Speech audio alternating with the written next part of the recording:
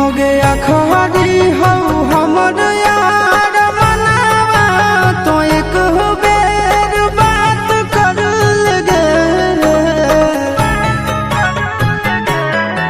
हो गया खरी हो हमर यार मनावा तो एक बेर बात कर लगे। हो गे सोना यारवा हो भरती पटनवा में आके मुलाकात कर लेगे। आगे सुना यारवा हो भरती पटनवा में आके मुलाकात कर लेगे। आगे चली जाइबौ छोड़ी के दुनिया विदाई अपने हाथ कर लेगे। आगे सोना यारवा हो भरती पटनवा में आके मुलाकात कर लेगे। आगे सोना यारवा हो भरती पटनवा में आके मुलाकात कर लेगे।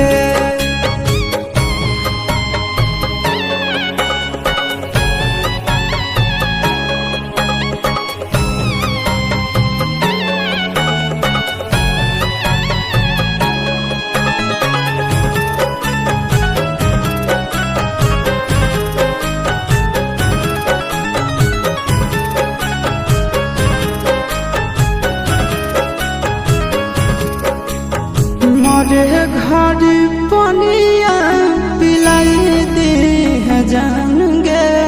कफन ओढ़ाई दी है टूटत ही जब प्राण गे। मरे घर पनिया पिलाई दे है जान गे।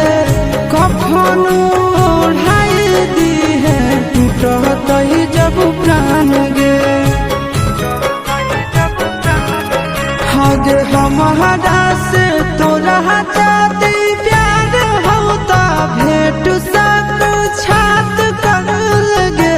हगे सोना यारवा हो भरती पटनवा में आके मुलाकात कर लेगे। हगे सोना यारवा हो भरती पटनवा में आके मुलाकात कर लेगे।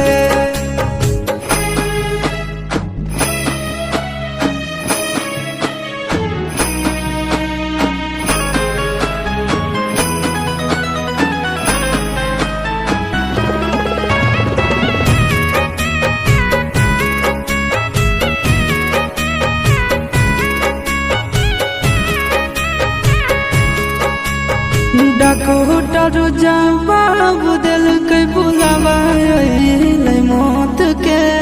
देखी के चेहरा जानू चल जाई है